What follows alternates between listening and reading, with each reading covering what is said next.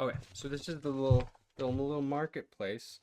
Um, uh, Evangeline is here because she wants to, because it's a marketplace and she had time and figured, why not?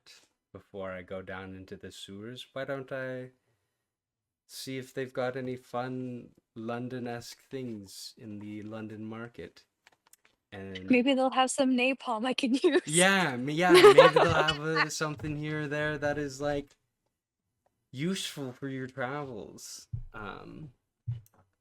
And then I think I already stated it, but Andrea, you're just kind of curious. You heard that Biocore would be having a booth there, and that they've had some problems in the past, and so you're thinking maybe if you start investigating, you'll then get a job from it. So right now, Mm. Andrea, you are waiting in line. There's one, two, three, four, five people in front of you. They are spinning the wheels to earn their extra prizes. Um, so you're just kind of there waiting. In the meantime, um, Evangeline, is there anything you would like to do? You would like to specifically look at? Okay, just we have books, we have a karaoke, we got the vampires, Hey, the card lady, the books, the birds. the I'm birds and gonna the go to the bees. card. I just realized that. I did not do that on purpose, I swear. Wait, the bees? Oh, I was What? waiting. Oh, I was so waiting for that. I should have put them next to each other. Sorry. Yeah. You're good. Hat. I'm going to the card lady. Oh, I wanted to go to the card lady. You can Ready for still go kicks to the and card giggles. lady. She goes to the card lady. Cracker's kind of growling at them birds. He's growling at the birds. He's doing his own. So Cracker's not going in with you. He can't come with me. There, Cracker's staying with me. I don't want him out of my sight for a hot minute. But he's free to do what he wants as long as he doesn't get into trouble. That's fair. Okay. Cracker should get Um, his fortune told too. okay, so He is so the chosen one. you enter the tent, and so you enter this tent, and there is as you're entering, somebody is exiting, and they've got tears in their eyes, and it doesn't look like they've been like crying heavily, but something that they didn't want to hear was informed to them, and you see one hunched over lady. She's got a cloth that is covering both her head and some mysterious object in front of her. You enter. Oh, and in the very front of that cloth is a big eye, just one singular eye, and it seems to be looking directly at you. And without seeming to move too much, she says, "Come, take a seat." Sweet. When the person walks past me, I'm just gonna look at Cracker and just kind of go, like, what did she? I'm just gonna like look at Cracker and just kind of say something on the lines of, "It's not like she foretold their death." Yeah, I'm just gonna go in and sit down. Okay. And she puts both of her hands, palms down, and slides them forward and says, "Pick a hand." Yours. Left. The left hand. Your left hand. She moves her hands to make an L on both sides. No, I'm just kidding. She opens her left hand so her palm is facing towards you, and you see a very faded tattoo of an eyeball. And she spreads her fingers apart so that you can see all five, and she says, $5 for tomorrow's fortune. And she lifts up her other hand, and then she goes, 50 for the year's fortune. And then she closes both fists and says, 100 for your lifetime. And then she places both of her hands with her palms up. Let's see. Well, I wasn't expecting that. Me getting real ready to get mad over $5 for tomorrow's fortune. Like, that's all right, scam. I'll give you 150. 150 for all three. Is that what you say? Yeah. She says, she repeats herself basically. She goes, $5 for one day, 50 for the month, and then 100 for the lifetime. I will do 150 for the month for myself, and then 100 for Cracker.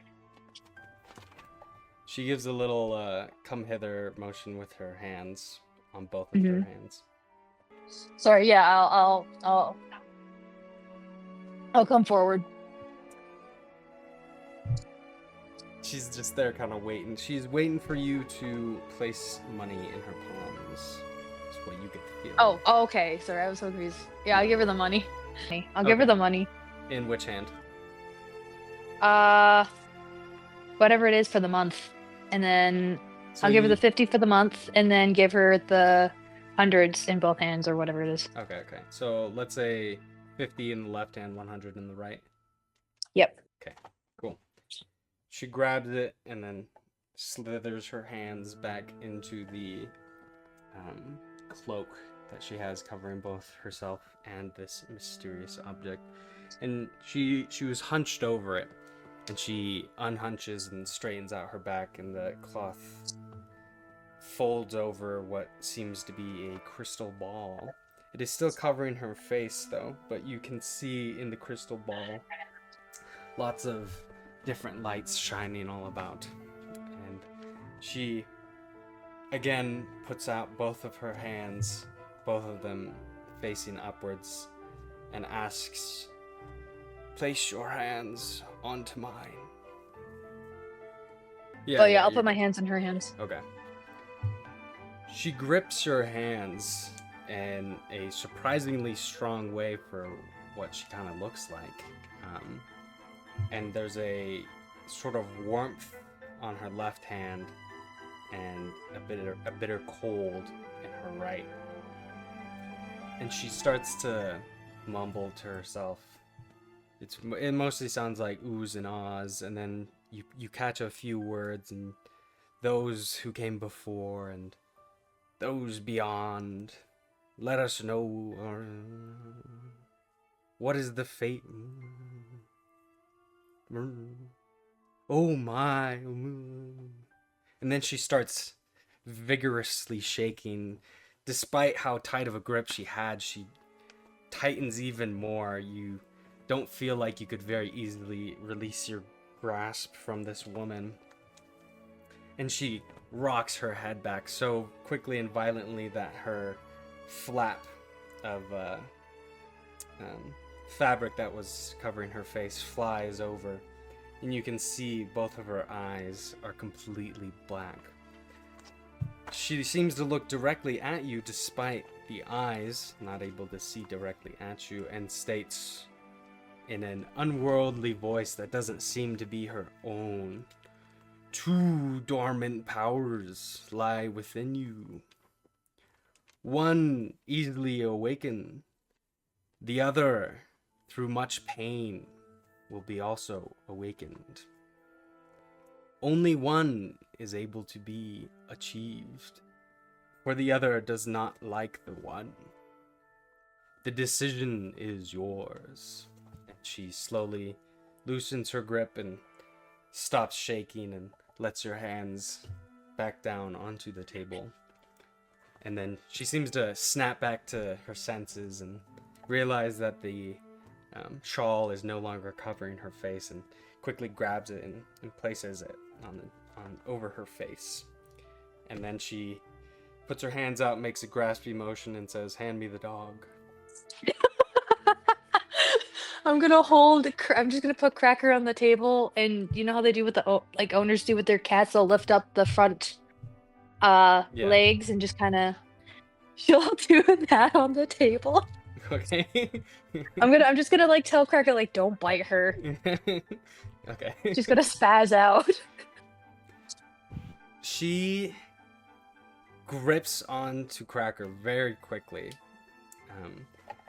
It's a bit shocking for everyone. Cracker gives an instinctual jerk away, but then he settles back into it. And she starts to mumble to herself.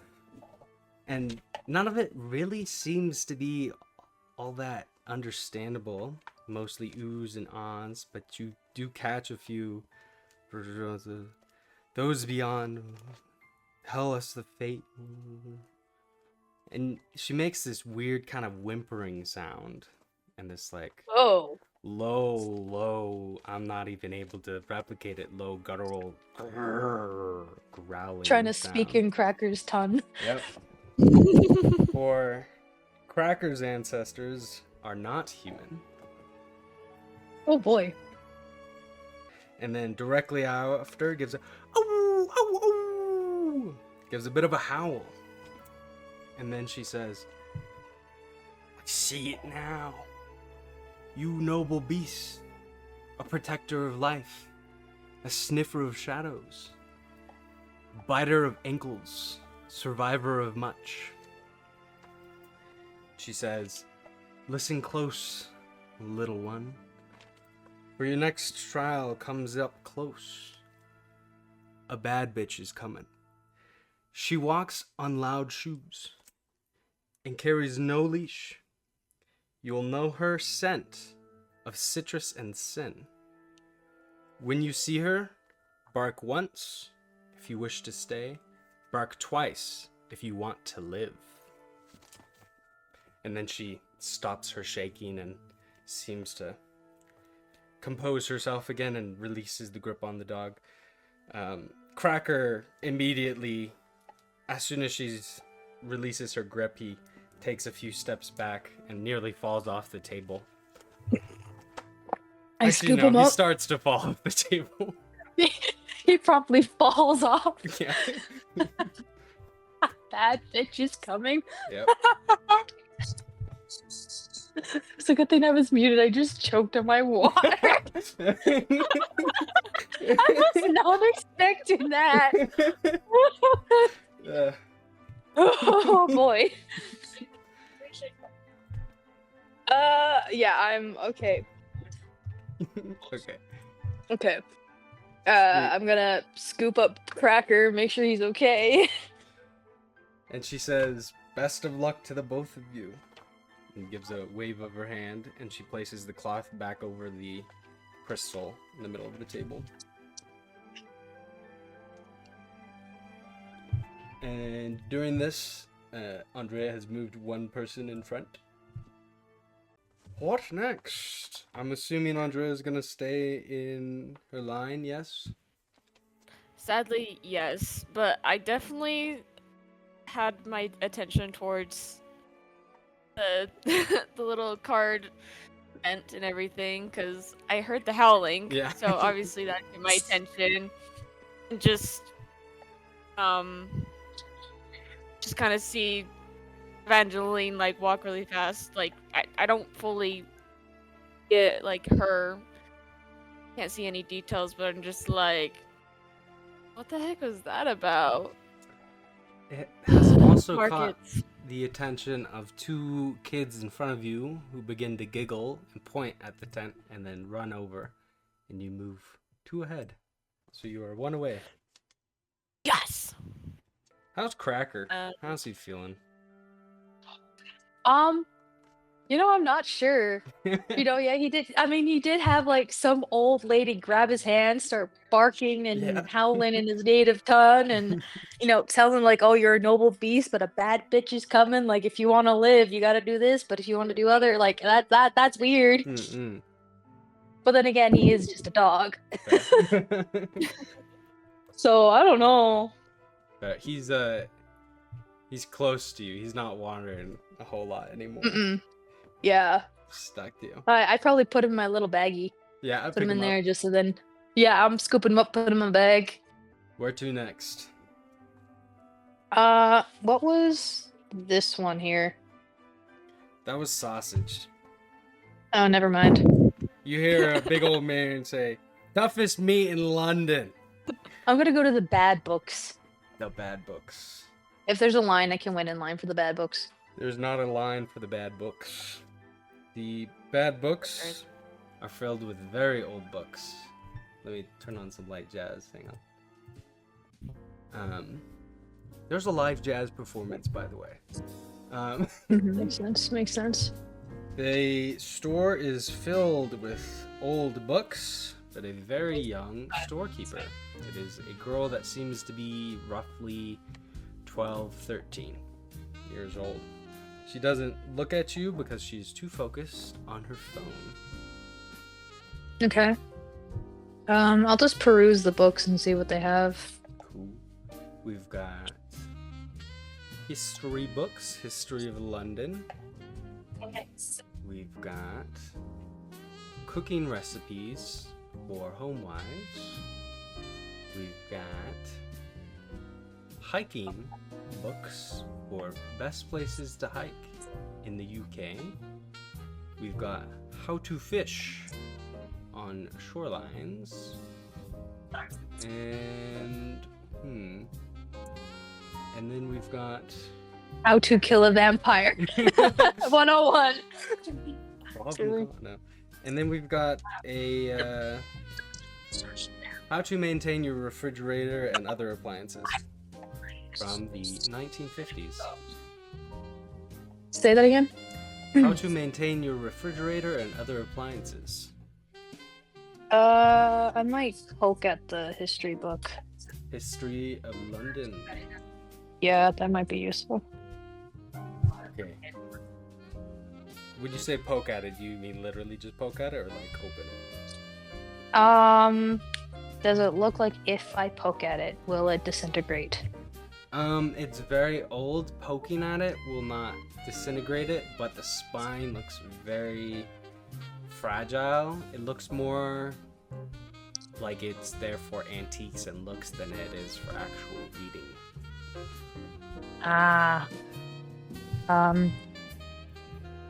might poke it. Physically Then poke it? I won't. Yeah. Okay. You poke it and it shifts a little bit. It does not crumble, it does not seem to smush in any way. From the poke you can feel that the pages seem to be stuck together in certain spaces. Cool. And then I'll probably just keep walking around the tents for a little bit. Cool. Peruse. While that is happening, Andrea has made it to the front of the line. And she's now close enough to see Biocore Life Systems.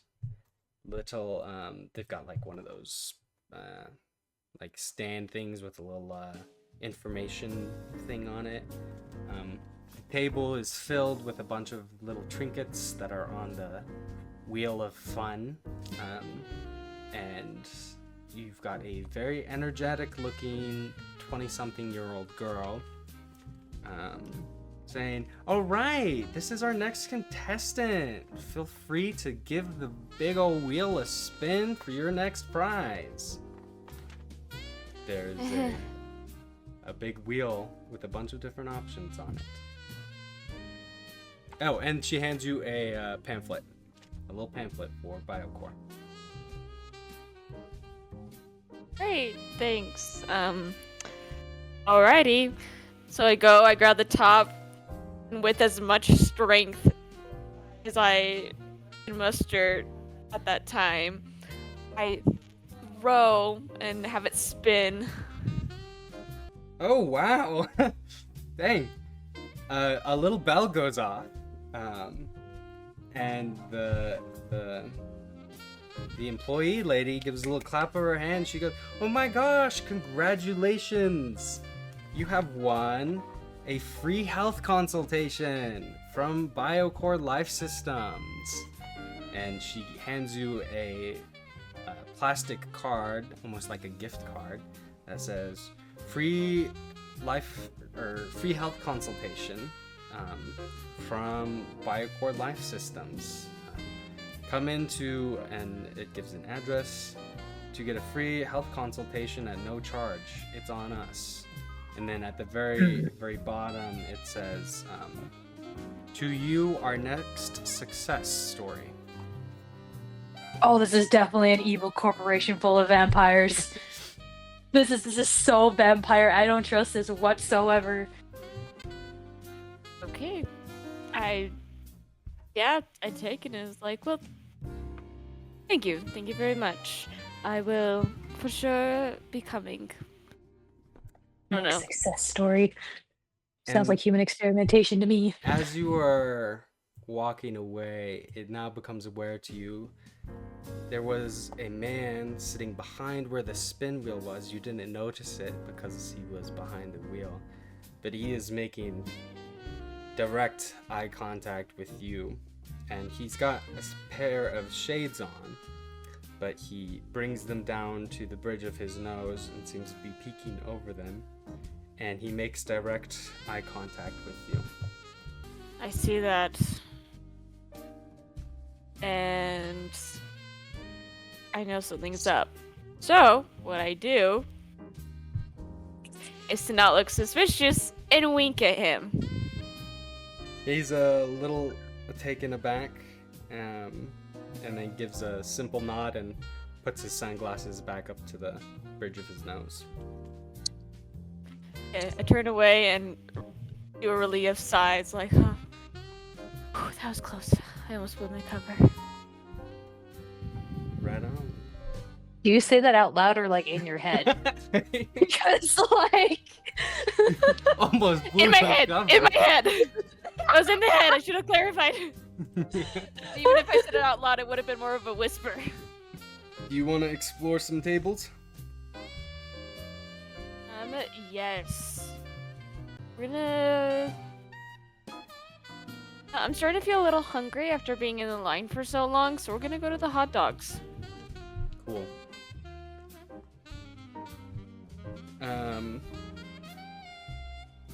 Toughest meat in London. This big burly man says that, waits roughly 15 seconds, and then says, toughest meat in London, again. Little confused on why he said it again, but kind of shrugs it off. Let's see. A good fella, what would you say is your favorite hot dog style? Hot dog? These are sausages. Dang it, I keep on doing the Brooklyn accent. I'm not in Brooklyn. That's one of the downsides after I was like, wait, dude, I picked London. Everyone has a London accent. I don't... Who knows? and you're using dollars too. Yeah, oh yeah, wait, you're right. You're so right. Oh, let's just rewrite that. That pounds. Those are Maybe pounds. this guy is American and he's selling hot dogs there. It's a sausage stick. You know, I'll just say. Okay, whatever. I'll just say. He said it in an accent. He said, "These aren't hot dogs. These are sausages." You know, it's sorry, the jazz. It must be the jazz. Maybe. Anyway, he corrects you that it is not hot dogs, but they are sausages. Oh, sorry. My bad. I got used to saying hot dogs by an American friend of mine. So, what kind of sausages do you Hello, have, my it's good Johnny. fella? Only the toughest. There's the wrong Here, accent. British Accents Coach. Welcome. How are you? Let's move on to geographical to why And he doesn't seem to be one much for conversation or understanding his wares. But the only thing in the stand seems to be sausages. Okay, then. He then points Not- to a little corner where you notice it seems to be on a box, but it says free samples. And there is black, what you assume to be sausage sections with a little wooden toothpick through them. Oh, well, don't mind if I do. grab one of them and take a bite. You gain a new skill, poison resistance. I'm sorry, what? You gain the poison resistance skill. Write that down. Yay. And then roll for body. You pass, but you spit out because it is horrible. It tastes like blood and dirt. Oh, Actually, wait, hang on. bloody. Oh. Sorry, I just remembered one of the mechanics that I don't think we did last time was every time you can also roll a 1d20. And this is literally just to see if you get a 1 or a 20. Okay. Continue as you were. Sorry for interrupting. Yeah, what the frick, man? Yeah, I I'm was in the middle sorry. of acting. That was like, Hey. I realized last time I was like, oh, we didn't do that at all. I need to remember to do it. Okay. Restarting. Holy hell, man! What is in that? Toughest meat in London. Pardon me. Office meat? Yep. And sorry, my good fellow. What do you mean, office meat? Toughest meat in London. Ah, yes. So you said before. Mm. All right. I think I'll pass this time. Thank you. He gives a little She nod. hurries and walks away quickly. So quickly that you bump into Evangeline. And Watch not it. Cracker. Holy. You know what? Cracker's Pardon out me. of the Pardon bag. me. Oh no. She ran into us so hard, Cracker got flung out of the bag. Yeah. Cracker becomes a stuffed animal and flies through the sky. Oh no! Ah! My dog! I lunge out to try to catch Cracker. Okay. Let's see. What kind of skill would that be? Save the dog skill. No. Would that be Um, sort of like a dexterity a little bit? no, that's too broad. Okay. Let's say catching. Okay. You get a level 1 catching. I'll try to. If she fails. If she fails. Yeah. Okay. Yeah. So If I fail, I'm roll. screwed. Let's see. Catching is let's say body. 2d6 plus body plus 1.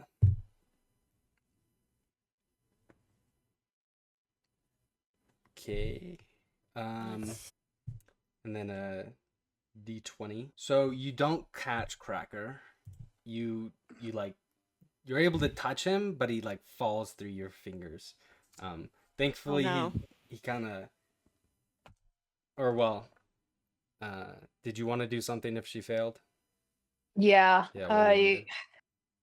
Probably the same thing. Okay, then the same skill. I got a 10.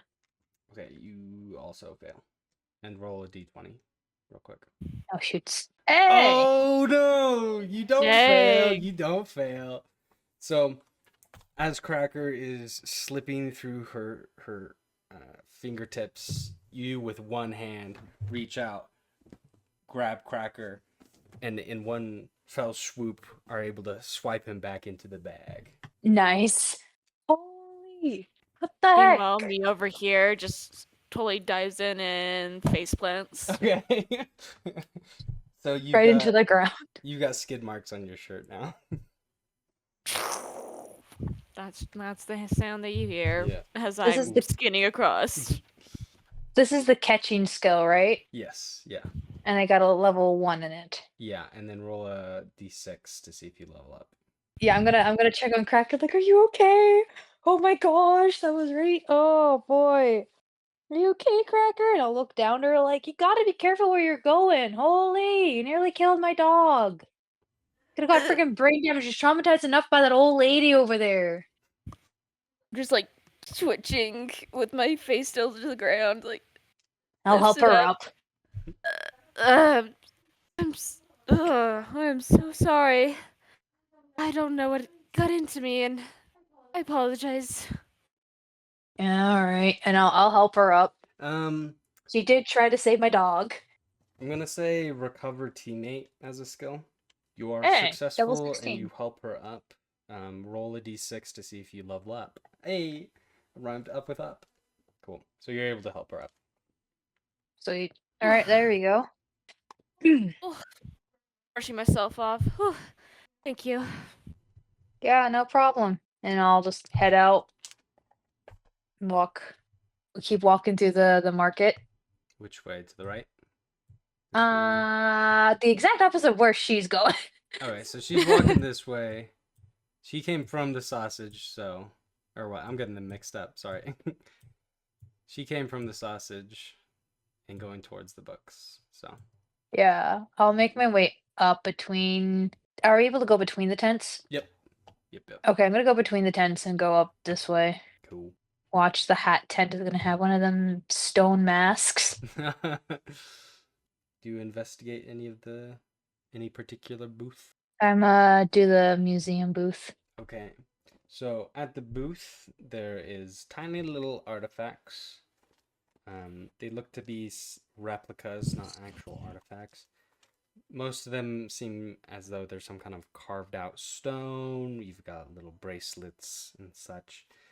And then they have a banner that says student backroom tours given by students of London University. And then you at the table with these little trinkets, there is a college-aged girl sitting there saying, "Hi, welcome." And in front of her is a piece of paper on a clipboard with a pen tied to it and what looks like to be some kind of sign-in sheet of some sort. Okay. She says, "Hi, So the welcome." posters. Sorry, go Oh, on. sorry. The poster says just they give tours by college students, Yep. right? Mm-hmm. All right, I'm gonna ask her like, so these tours, are they only for today or are they weekly and stuff? She goes, "Yeah, so we're for extra credit. We're running them for 3 nights. Tonight is the first one, and it looks to be the most open. And then we've got another one next weekend, and then the third one is the weekend after that. It's a Friday, by the way. Cool. Um, and is it where we'll be able to tour like throughout the whole museum, or is it like each week it's a certain part of the museum and then the next week it's a different part? Because I know it's fairly big, right? And it'll take a while to tour everything, or is it? She goes, "Well, not exactly. It's not so much the museum itself as much as it is the archaeological rooms. It's kind of like the storage room. Um, and we don't. It says tour, but it's kind of more like a history lesson.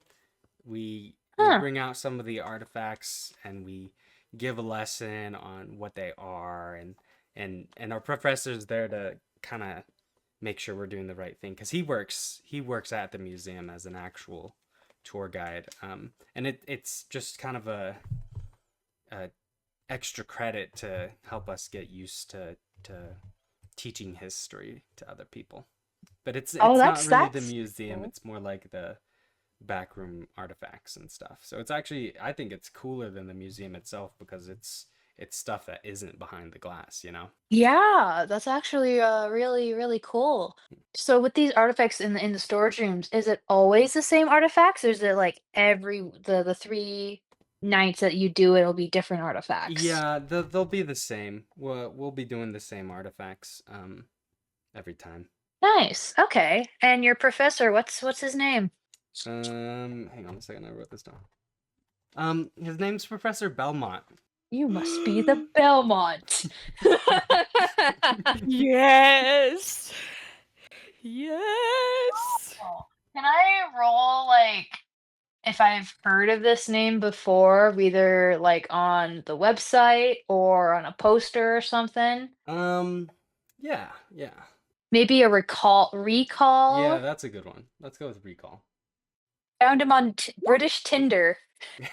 Gross. Oh. I don't know. So you did actually see him on the British Museum's website. He has brought in a lot of the archaeological discoveries in Canada and Greenland. Okay, then. Oh. I will. So, what information do I know of him as well? Like, is he like old, young, Yeah, middle he age? Like, is 68. He ugh. has retired 3 months ago and has brought in 189 archaeological discoveries. He is Eh, married. thank goodness. Yeah, so Look, you here's the wouldn't find thing. him on Tinder. No, no, no, yeah. Look, here's the thing. If he was younger and so forth, I would just to get closer to the thing I need. Yeah, that's funny. There's very little that I won't do to get that shirt. Uh, Okay, like, oh, okay, cool. Um, yeah, that sounds fun. I just might actually uh sign up for all three because I just don't know what my schedule's gonna be like, oh yeah, and that's love fine. to just to be sure.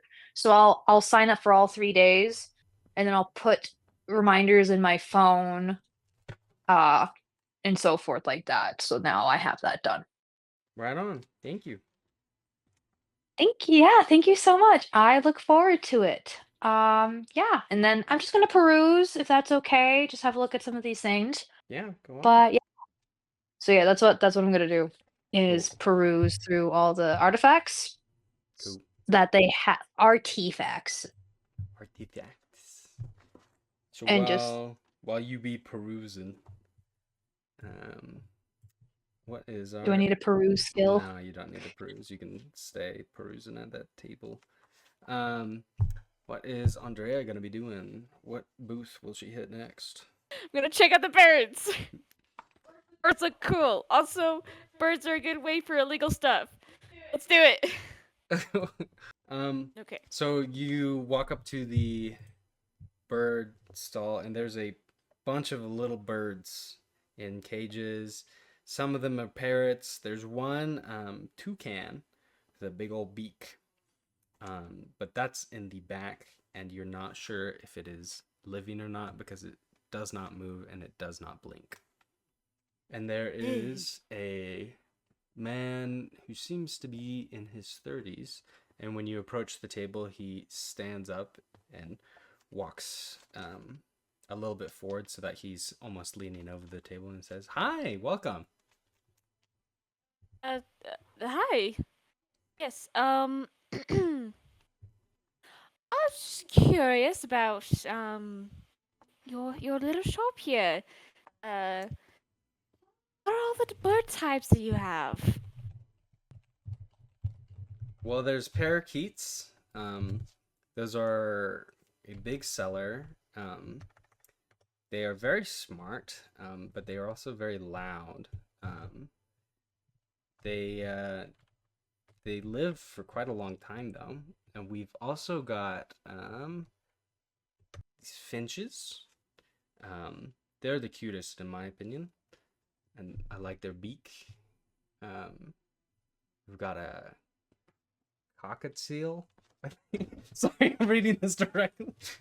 Those ones are fun because you can style their little feathers up.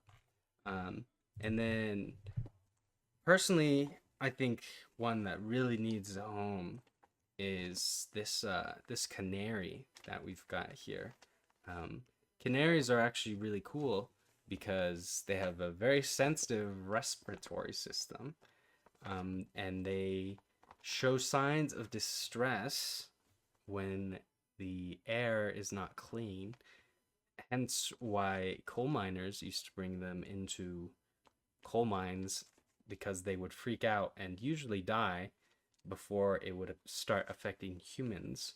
But we've had this guy for about 2 years. How long do canaries live? Yeah, we've had him about 2 years. And he just doesn't seem to get along with many people, but he's being awfully quiet around you, so I think he likes you. Hmm. A little fella. Is it alright if I take him out of his cage? No, don't do that. Oh. He'll fly away. I don't think he'd stick around, and he might cause an invasive species to London's ecosystem.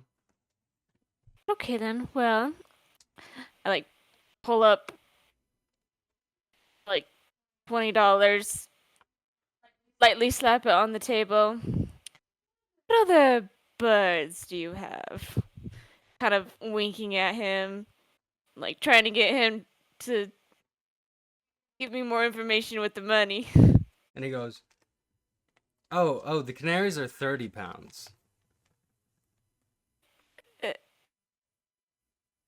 Right. Of course. So silly of me. I grab another 10, place it down, and I buy it. He goes, "Of course."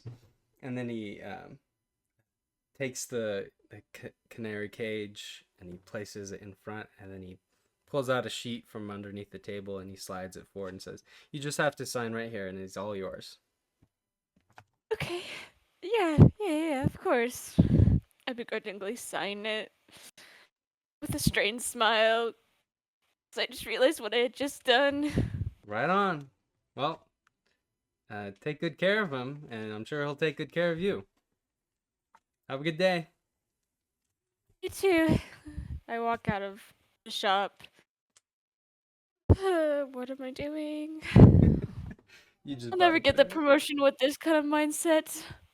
I love that. Cool. So you in canary in hand. Where to next? Actually, you know what?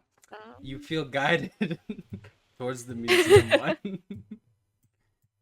Okay, we're going to the museum one Yeah. then. At this point, Ev is. Where do you want to go besides the museum? I'll probably go down to the 3D one, just move to that one. Cool. What little knickknacks and stuff and little replicas of stuff are there in the museum one, real quick? Nothing identifiable to you. It seems something like they've got a little mini Rosetta Stone. They've got the Easter Egg Islands. They're all Miniatures, replicas never mind. Yeah. of stuff. They're not actual artifacts. They're just replicas of Hmm. artifacts. Okay. But nothing that is um like identifiable towards your tribe. Cool. Or anything of that. Okay, sweet. All right, so I'll just go over to the 3D printers There's a bunch of and check those 3D out. printed dragons, little like movable toys. They've got D&D towers. They've got 3D printed necklaces. Imagine any farmers market that has any kind of 3D printed thing, it's probably there. Okay, cool. Do they have the 3D printer like on site too, or I'm gonna say no. okay? Would they? I'll just walk up to the person at the stand. Mm-hmm. Hi. Um, I was just wondering, like, this these are really cool items that you've been doing. I just want to know, like, do you make bigger things, like larger scale items?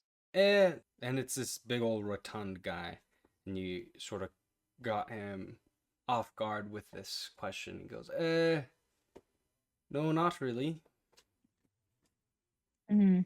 The biggest thing Oh, that we have is this tower, and there's a one of those roller dice towers. It seems like it's separatable into three different sections, um, and it's probably like 5 feet tall, mm-hmm. and it's standing in the back. And he's like, but we print those differently each one, and then we stack them on top. Oh, cool, cool. Do you guys take commissions? Like, have you ever done commissions for people for props and stuff?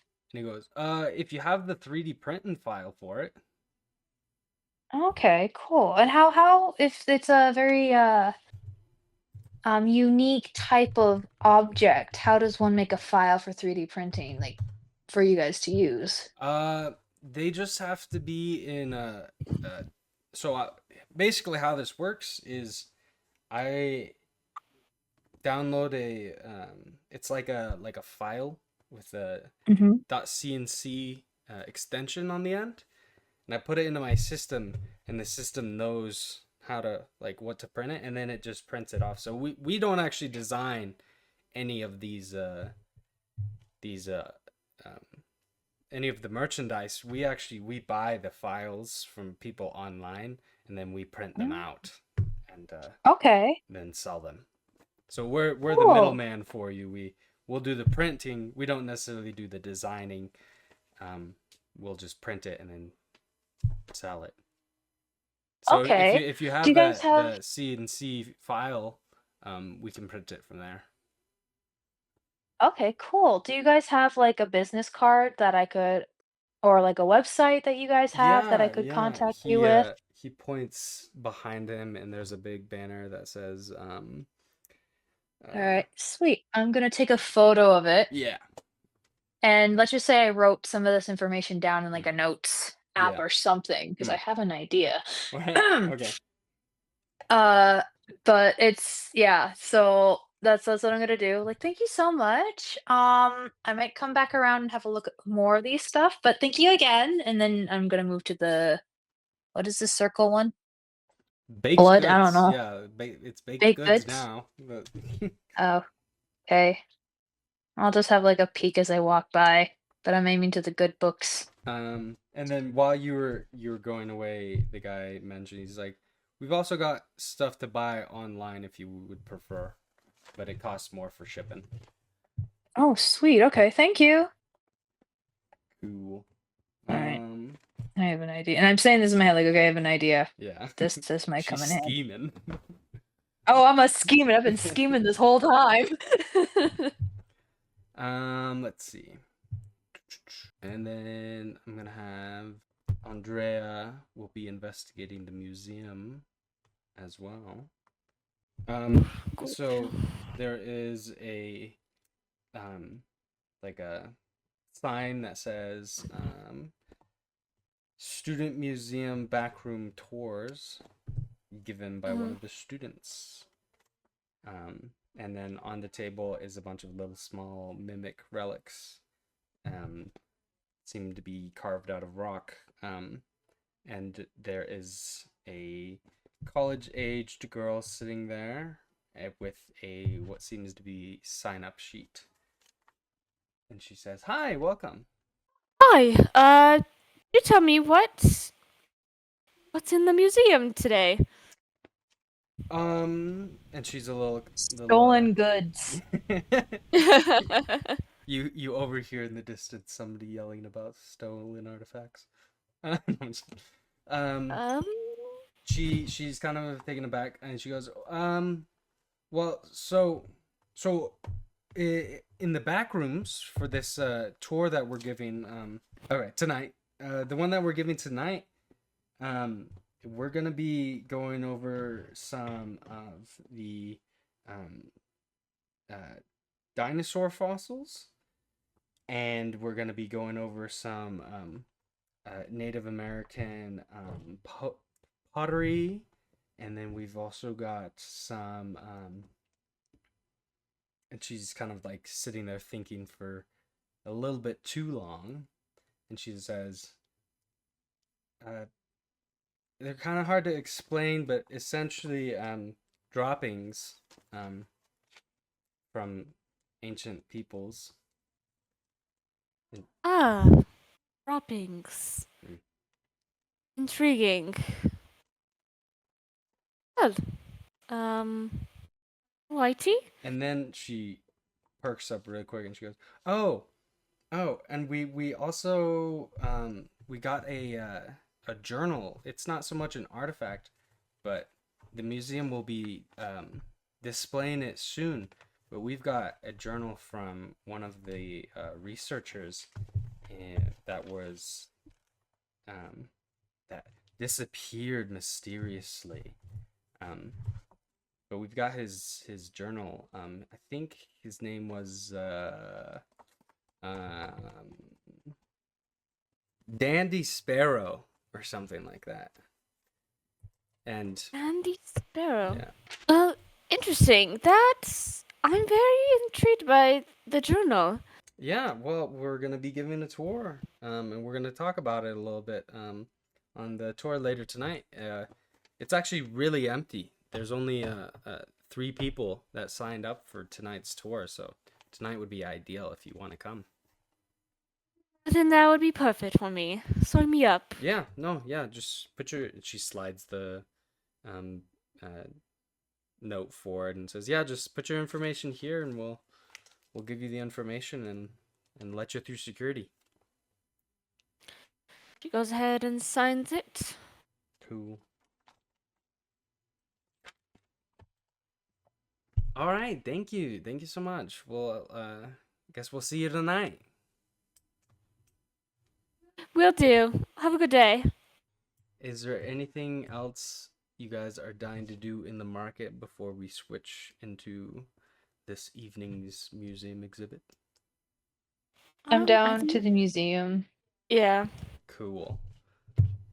Yeah, that'll be good. What were you gonna say? Whatever session, we have later on, and you're probably gonna label the episodes or whatever. Whenever that bad A shows up, you see like, and That's the the name of bad the bitch episode? is here. Bad bitch No, appears. the bad bitch is here. Yeah.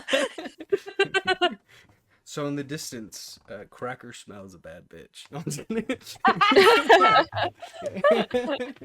Oh my gosh. And guess what? It's me. Bark twice if you want to live. Yep. Oh my gosh. Okay. So Andrea then makes her way down to and then at this point, uh, Evangeline, right? That's her name. Yeah, I You know what might change it because it's a little. You know what? Well, my problem is I keep on wanting to calling you Evangelion. Evangelion? Yeah. Maybe your nickname is Eve. Yeah. Yeah. Yeah. We'll just Eve or Ev, yeah. Yeah. However Ev. it is. Yeah. I just need to remember Ev. Let's see. Anyway, I so haven't even Andrea, Ev is making it back to her hotel, Mm-hmm. which is next to the Borough Market. There's 2 options. There's because I think I bought a condo Oh, you did? No. Okay. So there's in the little. Okay, that kind of. Oh man, I'm still gonna give you this choice. There Mhm. is. It's called. Where is it?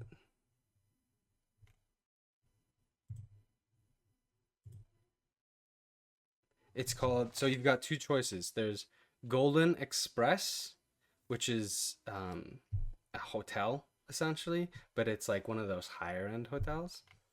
And Mhm. then there's Native Bankside, which is I'm sorry, what? it's called Native Bankside. Is that actually a place in London? That's actually a place in London. Oh my gosh, Place in what? London? What? So do you want to be staying at the Native? The native it. and the native. Hold on. I gotta look this up. Native Bankside. Yep. It's by the Borough Market and the London Bridge.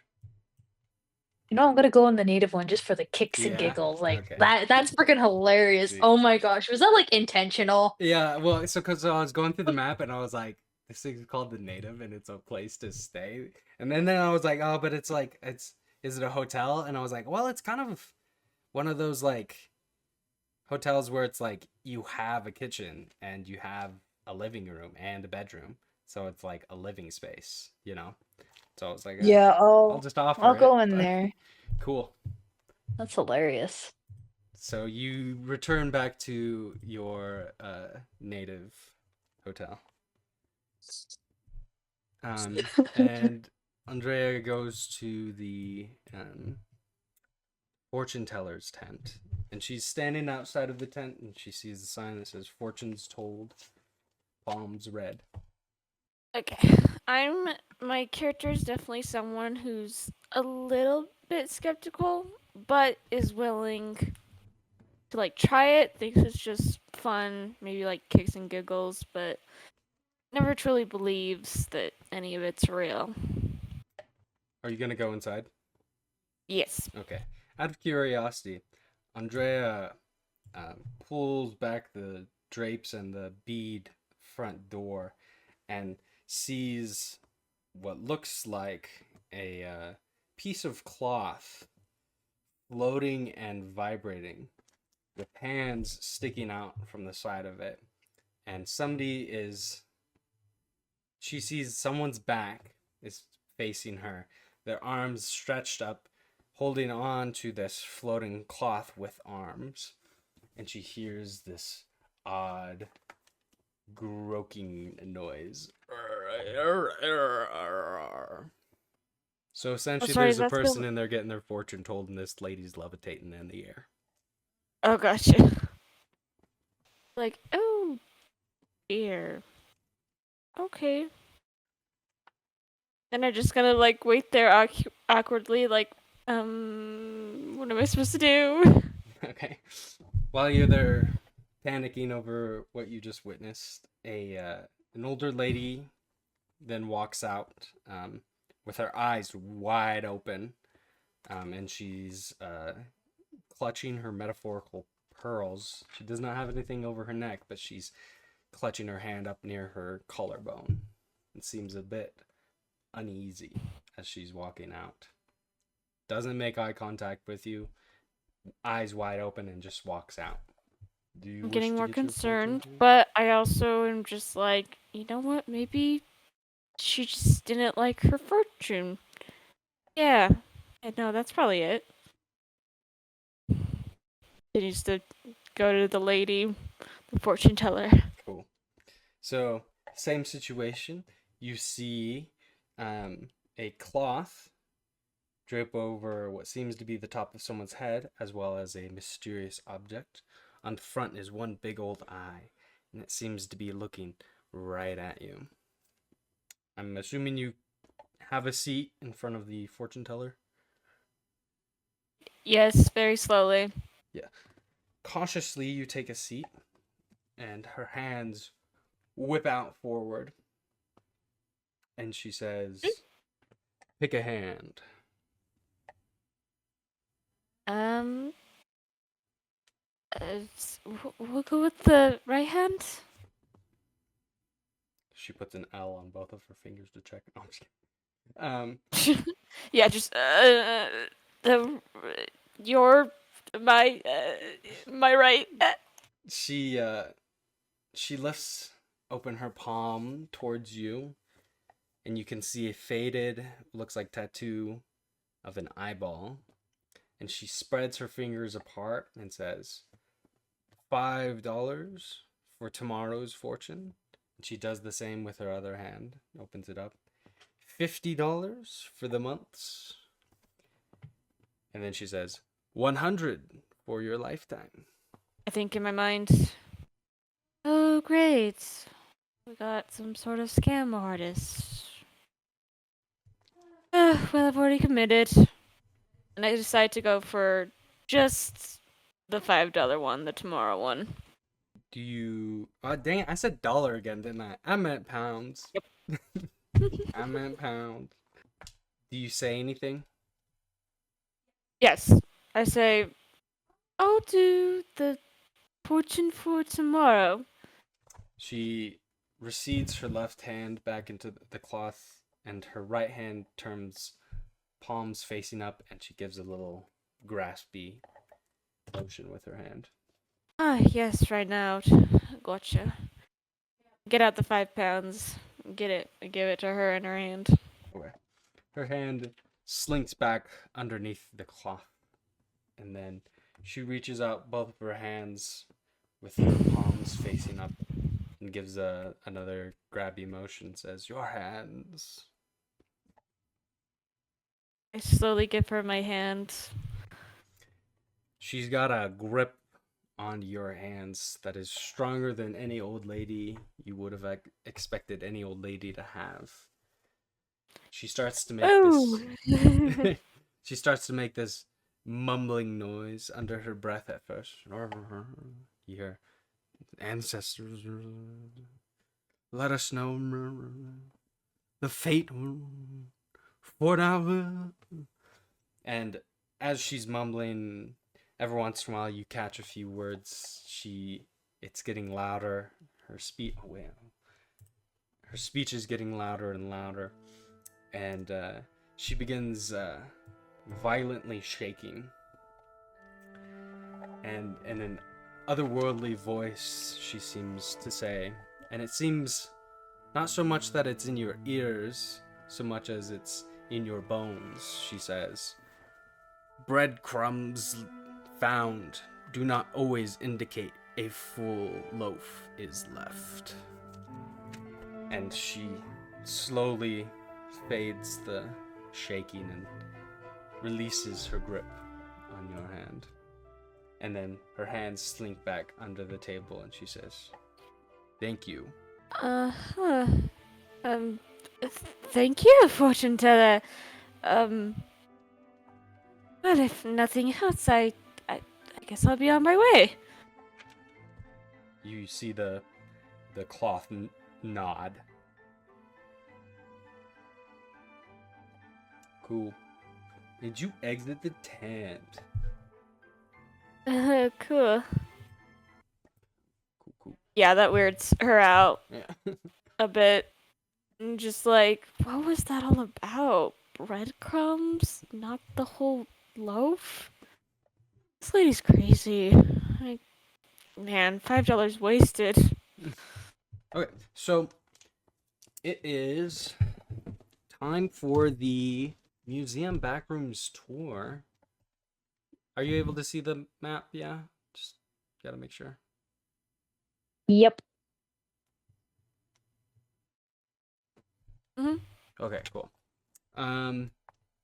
So after you'd given the information, about 3 hours before you were supposed to arrive, which was roughly 8 o'clock at night, 30 minutes before closing for the entire museum, and a lot of people are moving out. You make it through security, and then you're up at the ticket check booth, and you ask, essentially, or you let them know that you're here for the tour, and they take you to the back rooms, which are down some stairs, and then you are outside of the door, and you meet a very old man. Not very old, sorry, that's rude. An old man who Ev recognizes as Dr. Belmont outside, and then once both of you arrive, Andrea arrived first, doesn't recognize him, and then oh wait, I should give him I should put him in here. Let me there he is. He's the arrow. Anyway, he lets you both inside, and there are shelves full of boxed up items with labels on them that seem to just be random numbers. And so he opens the door and he closes it behind, and he introduces himself. He goes, "Hello, I am Dr. Belmont, and I am one of the museum's caretakers for ancient artifacts. I used to be what are they called? I used to take care of I was an archaeologist. I went on very many archaeological digs. Most of my work was in the Americas, mostly north, and a little bit of Greenland as well.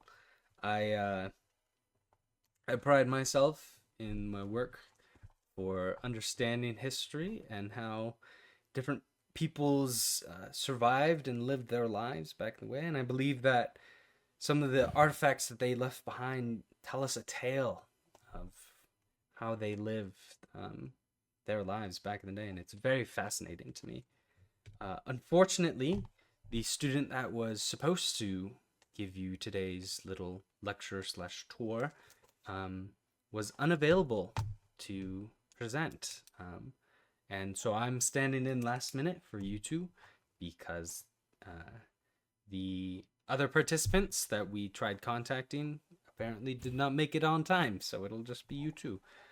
They were all eaten by a freaking vampire. This is out of character, by the way, but Onto like, something. Oh no. So since this is probably the smallest group I've ever gotten, I've introduced myself. Feel free to introduce yourselves.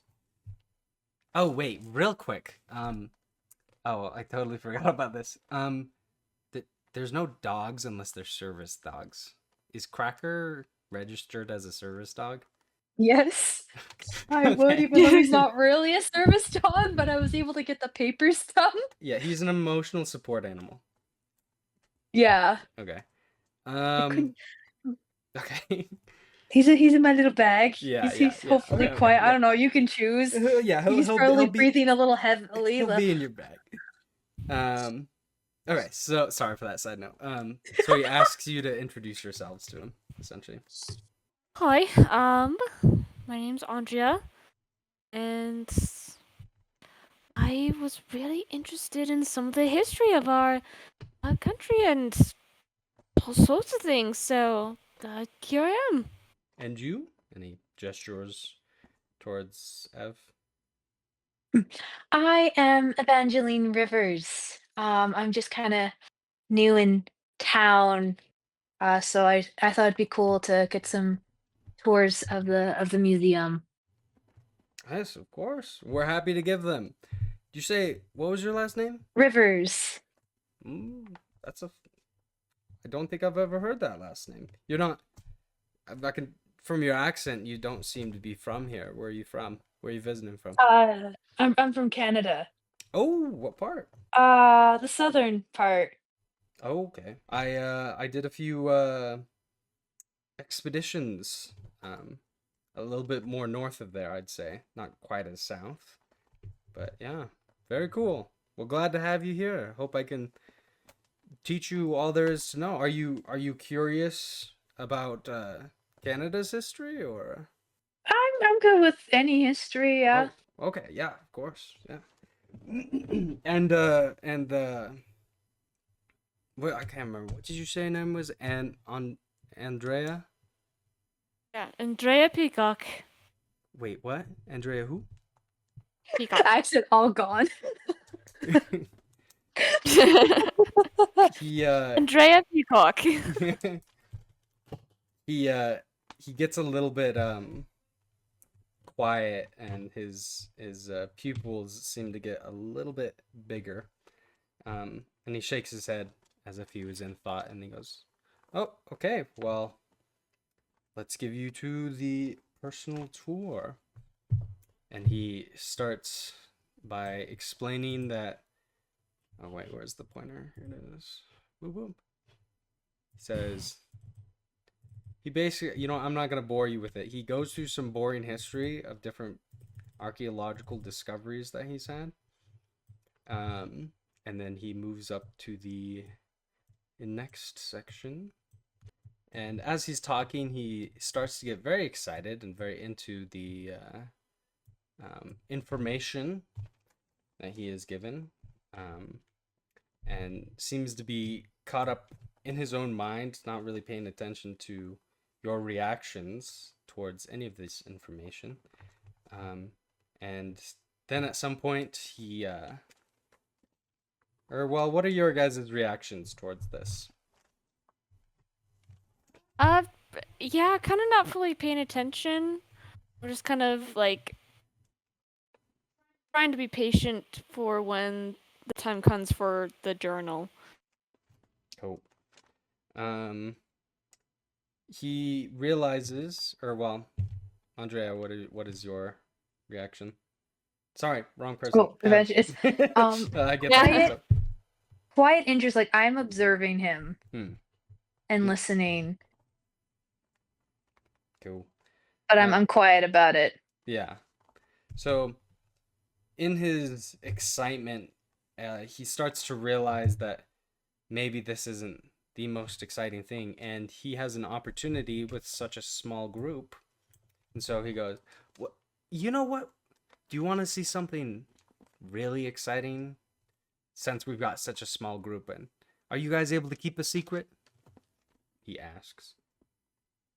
I look at Eve and kind of shrug. Yeah, Yeah. I'm fairly good with secrets. Yeah. He goes, "Okay. This doesn't sound right. This sounds so weird. This old man taking these two girls in this museum by themselves. Like, do you guys want to know a secret? That's what Evangeline's like thinking. I'm like, okay, Yeah. that's like a brief thought That's over her mind. suspicious." Like, I don't trust no old white men. He asks, "So, did you let anybody know you're coming here tonight?" No, I'm just kidding. You have your location turned on. Uh, You guys should get into my big white van with tinted windows and no license plate. Okay, ladies and gentlemen, how much money do y'all want to bet that we're gonna see them stone mask early ahead of time? So early. I'm betting Cracker's left toenail. The left Cracker. toenail, huh? so I'm back. I don't know. Something No, about toenails.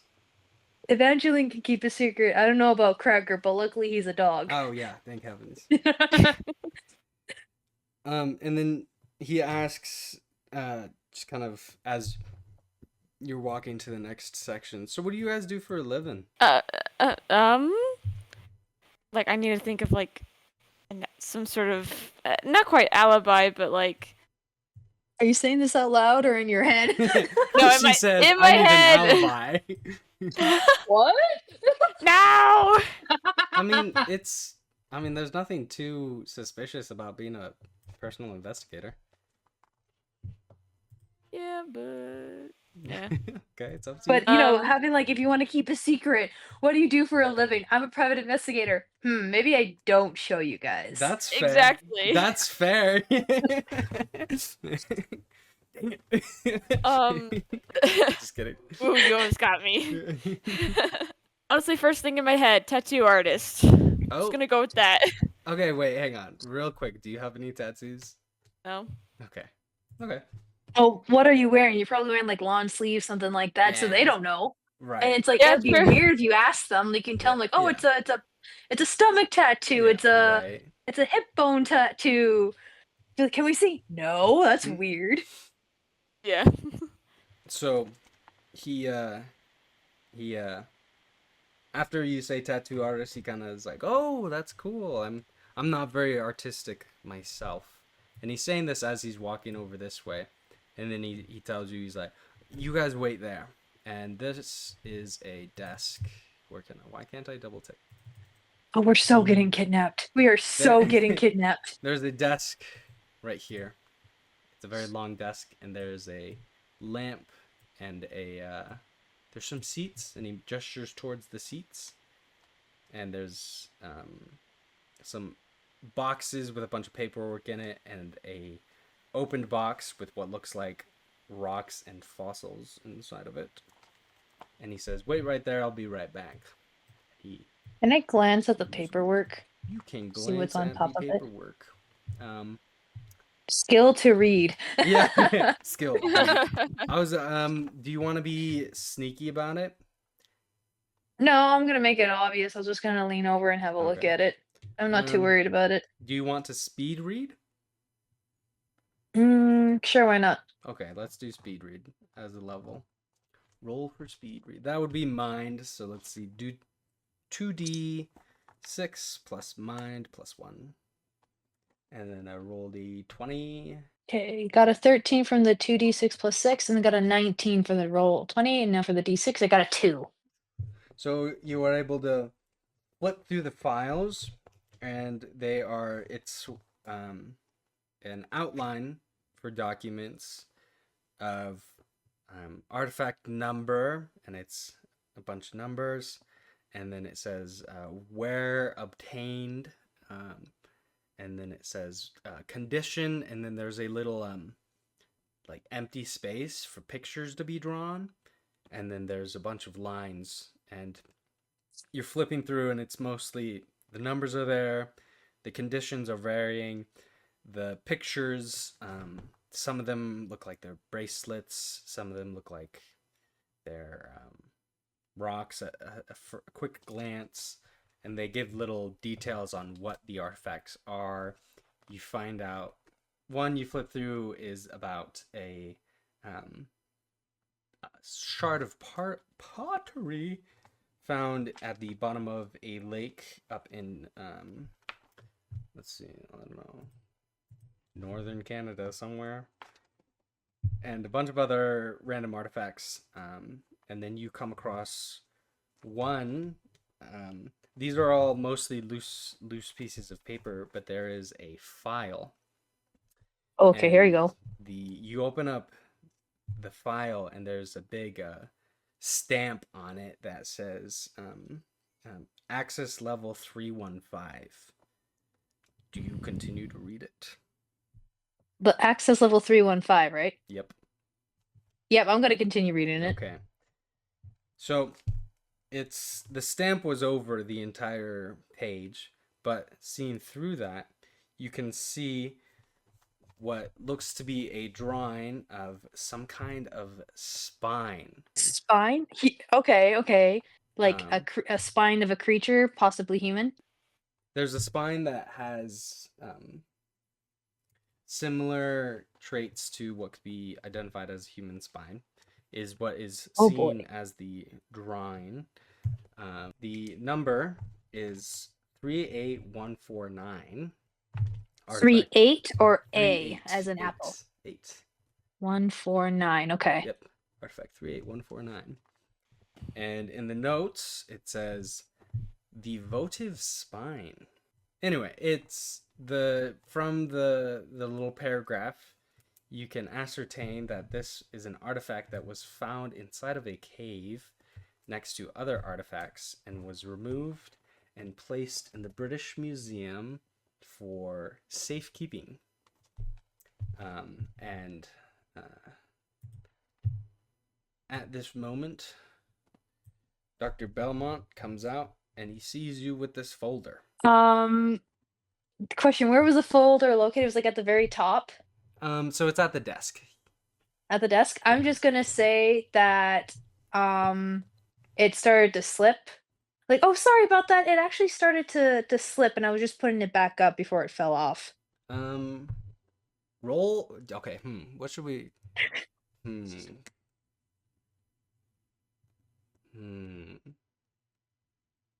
I'm trying so hard not to be like persuasion. Roll for lying. Right? Yeah. But yeah. That was my instinct. Let's just go with roll for excuses. Well, let's say lying. Let's say lying. Could I get a bonus if Andrea like supports this? Sure. Yeah, I'll give that. Do I even know what you saw?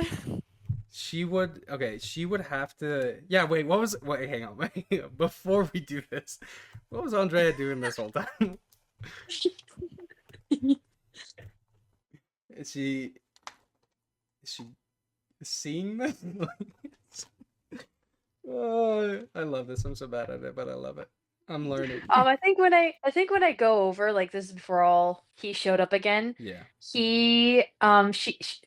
Ev goes over and has a look at it and goes, "Oh, look at these files over here. I wonder what they have." And so I'll flip them and I'll start saying things out loud to see if she's interested. Oh, okay.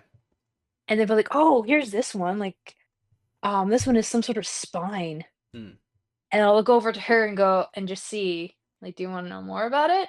This really cool spine they found in a cave. So you want to know more about the spine? Yeah, I want to know more about the spine. I bet. And so I'll say it out, start reading what out loud what it's saying.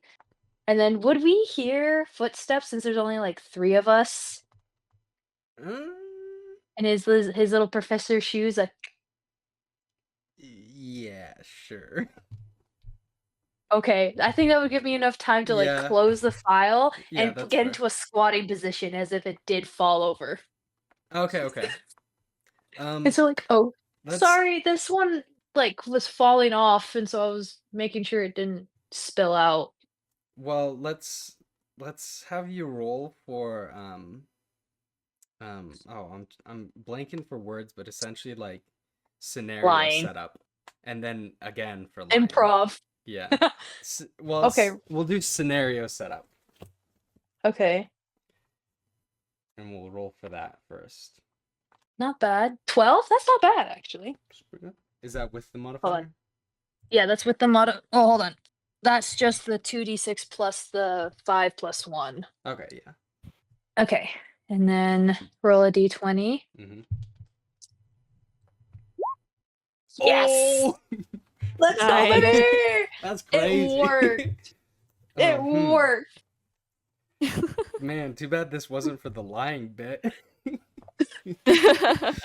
I feel like this should give. I feel like if Yeah, that's good. Yeah, I'm thinking.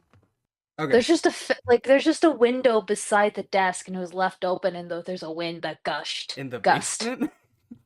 Oh, in the basement? Never mind. We're right by the AC. Yeah. We're right by the air conditioner. So, you hear him stepping forward, and in a rush, you decide to set up a situation where it looks like maybe perhaps the file was on the floor and you were about to pick it up or something like that. It explains why the file is out of its bin, essentially. And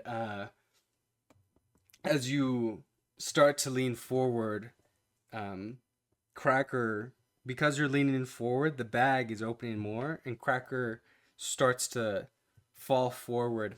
And as he's falling forward, he starts flipping his front 2 legs all over the place. He kicks it. He kicks the file, and the file gets stuck in one of the ceiling vents and is unseen and remains there. Freaking Cracker goes full on karate kick. Yep. As he's falling out, he panics and he kicks the file, and the file thump straight into one of the ceiling vents, and is stuck there. And so, am I holding any file now? nope, Or nope. The file has been kicked out of your hand and is stuck to the ceiling vent, where it currently remains. Does the professor Oh, notice? perfect. No, Or he does not. okay, then I'm not gonna say anything. The professor hears the dog's nails hit the floor as if he had fallen out of the bag, and that gets his attention. He looks up, and he goes, "Oh, you had a dog." Yes, this is my support animal, Cracker. Sorry, I thought I let the girl know at the tent. And he goes, "Oh, yeah. Oh, that's oh. They must not have told me because it was kind of a last minute thing that they didn't appear. Do you think you could keep him inside of your bag? It's just the artifacts Absolutely. are very... Yeah. Yeah, I'm just a little worried. He's fine. Just keep him in his bag. Don't let him out again, so. Who knows what he might touch? Okay. So in his hand he's got this old little leather bound notebook, and he's looking at it, and he says, "So you said your last name was Peacock, right?" Yeah. Why? And he goes, "Well, this book it says Bafugel on it, which is Icelandic for peacock, and it's a very interesting book. I've got a story about this book." And he starts to walk towards the table, and then he takes a seat on one of the available seats, and he's holding Is this this book. seat directly below the file? Sure. Yeah. I'm kind of glancing at Andrea. Just Glancing at her, at each glancing. other. Yeah, glancing there, glancing up. The I love this. So, Dr. Belmont takes a seat below the vent with the piece of paper on it. And he's holding this book and he's looking at it and he says, "This is very interesting, because despite the fact that this is being kept with the other artifacts, I'm fairly confident that it's not truly an artifact." And then he kind of looks up at you guys and he goes, "I think this is from somebody that lived in the modern day and age." And he's like, there's a piece of string that's keeping the leather binding together, and he undoes the string and opens up the book, and he flips through it and he goes, "These are all the pages that we have inside of this book, and the every single page seems to be pitch black. It is completely devoid of any writings on it. It seems that the black just comes from the nature of whatever this material was made out of." And he flips through it and he goes, "I think that this is a notebook.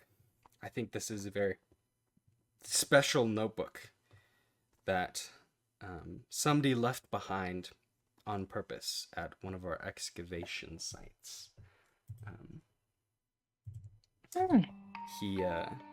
He begins to tell you the story of about 2 years ago. I was up in northern Canada, and I was called out to an excavation site for a cave that they told me that it had been discovered, but after a bit of digging, I found out that this cave was known about by the native people and was actively avoided by them. That's not on loop. After interviewing some of the people, I found out that this cave was actively avoided by them and nobody wanted to go there. And it used to have some sort of seal and gate on it, similar to how the pyramids, people had a hard time getting into them due to fear of traps. It seemed that the native people were precautious to enter the cave due to the many dangers that it might hold. Apparently, the British Museum had a relic which could unlock this cave, and the government, so they say, requested that they come and open up the cave, take whatever was inside of it and get rid of it. So that's what we were there to do. We were there to excavate and get rid of things. As he's saying this, she's kind of gripping her bag a little tighter.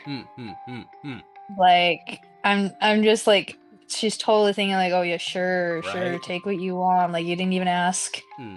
Like, how did you get permission to do this on like tribal land? Yeah. Like that doesn't make sense. There's some that ain't right." And like if people are saying don't go in that cave and they're actively avoiding the cave, you should avoid the cave. Like she's trying to hold in her Outburst. Yeah. Let's see. Let's roll for that. Oh shoots. Oh goodness. Be Be prepared. Let's go with self-restraint. Okay. If I fail this, I'm just gonna deck the old. Can I use the hold still skill? Or I don't have that hold still skill yet. Yeah, I was about to say, well, that technically hasn't happened yet, so. And this is, What what would this be? That's soul. Yay! Oh, hey, you level up on self-restraint. Nice. This is such a nerve-wracking thing for you, but you somehow managed to pull yourself together and level up on your self-restraint ability. Mm-hmm. Cool. So you're able to remain calm as this man talks about possibly desecrating a very sacred site. And also, like, the BS he's saying, like, oh, we were Right, allowed the to do this. The government wanted is us like, to do it. yeah, bullshit. You snuck in, took it, and left. Yep. So he continues his tale. Let's see, what was that? Oh yeah. So one of the artifacts paired up with the gate, and we were able to get in without harming any of the possible gates or the possible structure, and get in the way that seemed to be it was supposed to get in.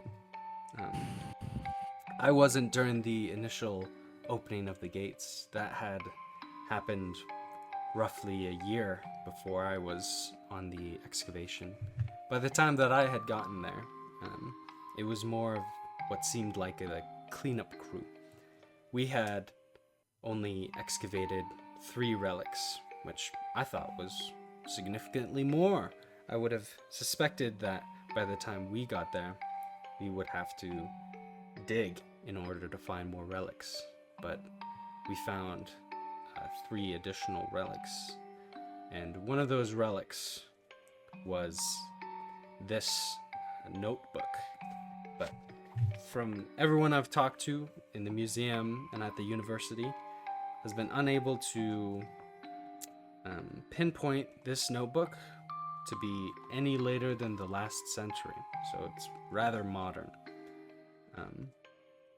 One of my colleagues who was there to find the relic for me told me that he knew exactly where this was from, and it was one of the mysterious men, as he called them.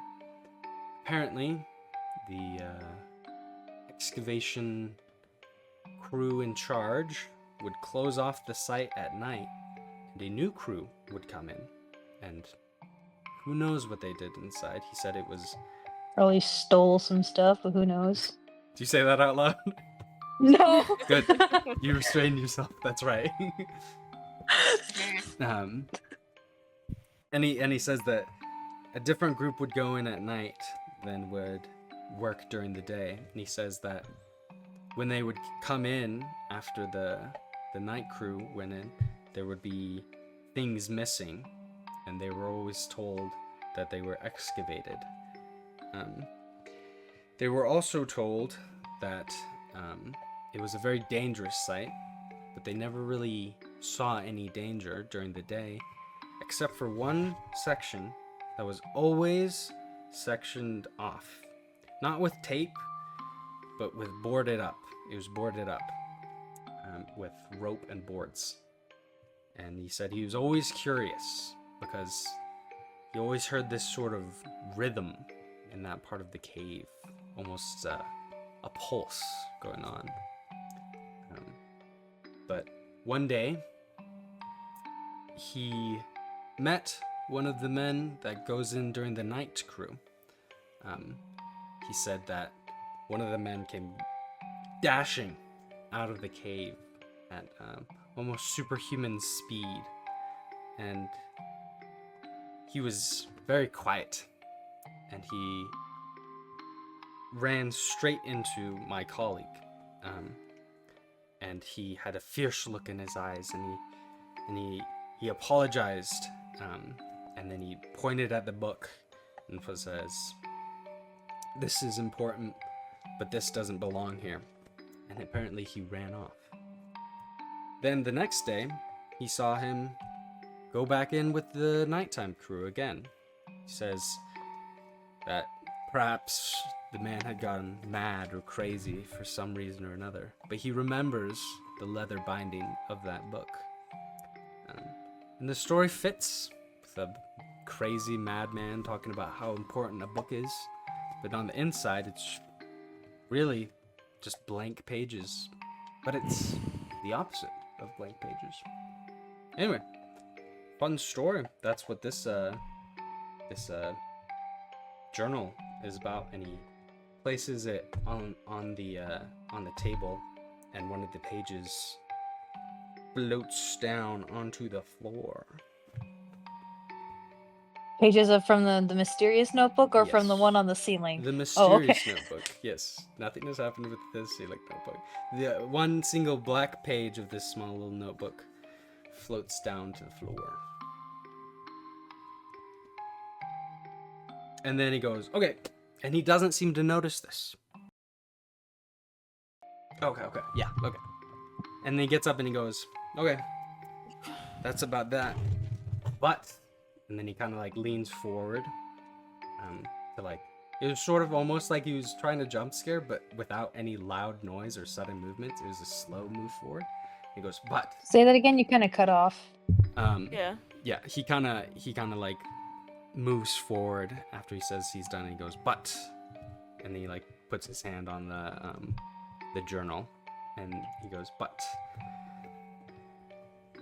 the other two relics that were excavated from this site are even more curious than this one, because this is the third relic. The first relic I do not know anything about. I do not have access to it. I have one of the highest clearings of the museum due to my work and dedication to the museum. And yet there's a section of this museum that I'm not even allowed to go. And that relic remains in there. And people tell stories. People tell stories of mysterious men in black suits going into the restricted section and never coming out. There is even more stories from janitors who have to, apparently, they don't even clean the area, they clean near it.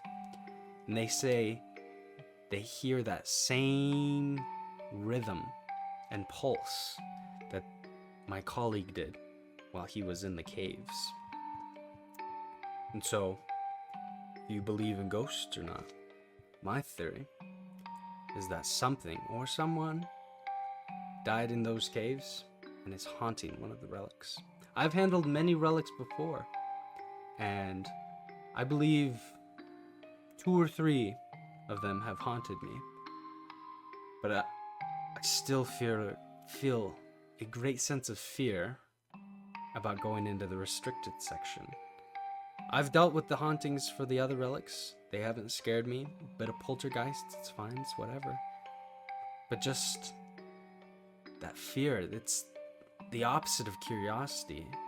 My whole life, my whole career has been driven on curiosity, and yet for some reason, my whole body doesn't want to know what's in that restricted section. It's scared.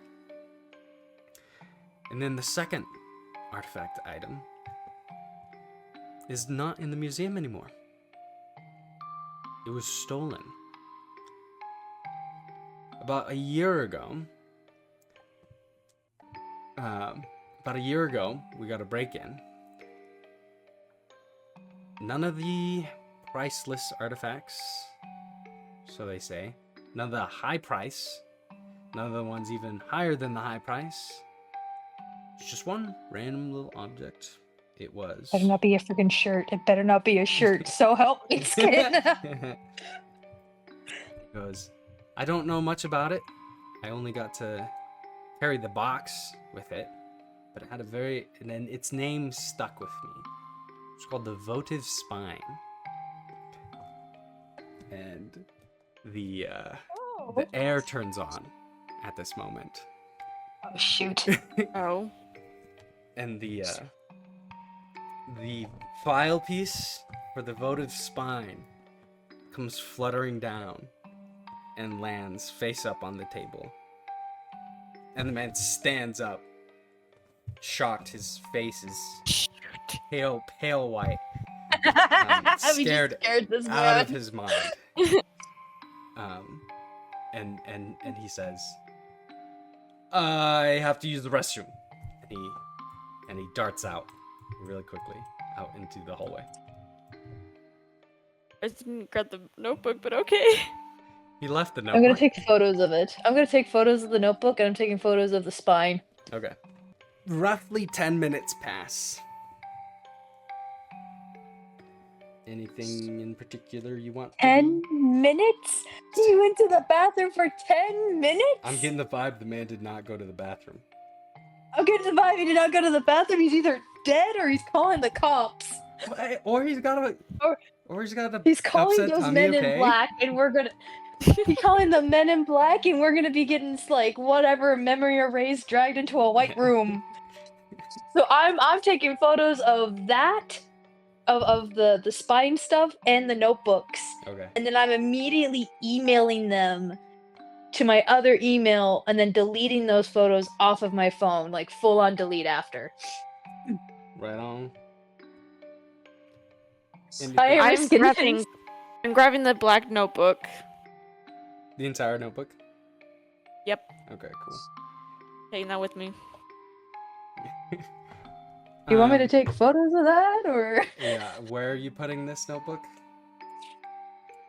My jacket pocket. There's a big pocket inside of it. It'll be able to fit it. Okay. Question: as if there are drawers in this desk, right? Yeah.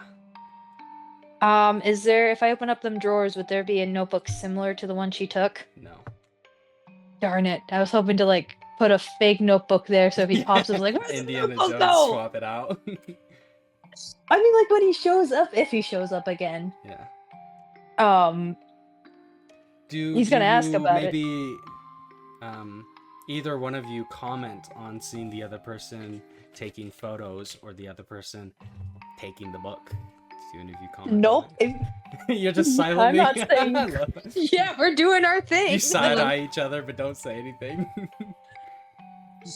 Yeah. Yeah, because at this point I'm all like, Just yeah, let the no, dog kick I the don't thing care. Up in the ceiling, yeah. That's great. We just kind of like nod in agreement, like, okay, we're doing this. Cool. Yep. Sounds good. So we wait 10 minutes. He hasn't shown up yet. Yeah, he is not. So he then returns, still very pale. He starts walking in.